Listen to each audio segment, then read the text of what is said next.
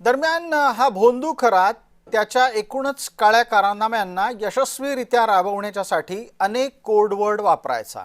Code word म्हणजेच संकेतातली नावं। भोंदू खरातच्या मोबाईलमध्ये म्हणूनच तपास अधिकाऱ्यांना अनेक सांकेतिक नावं सापडलेली आहेत। त्याचा तपास पोलीस करतात। अतिमहत्त्वाच्या मोबाईल नंबरला सेव्ह करण्यासाठी खरात कोडवर्ड वापरायचा। तपासी अधिकाऱ्यांच्यासाठी आता ही एक नवी डोकेदुखी ठरणार आहे, कारण या माध्यमातून खरात कुठल्या नंबरला काय नावाने ओळखायचा ते त्यांना शोधून काढायचं आहे। खरातच्या कार्यालयात काम करणाऱ्या नीरज जाधव या कर्मचाऱ्याच्या मोबाईलची चौकशी सुद्धा या निमित्ताने होणार आहे।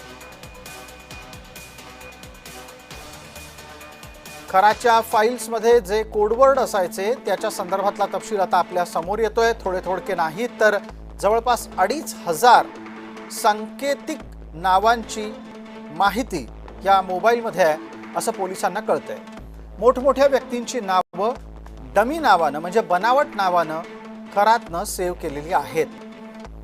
त्यात सुद्धा पीडित महिलांचे नंबर हे त्याच्या मुख्य फोनमध्ये नाही आहेत, ते इतरत्र कुठे आहेत हे तपास करण्यासाठी त्याने दुसरं कुठलं सिम कार्ड वापरलं हे पोलीस आता शोधतायत।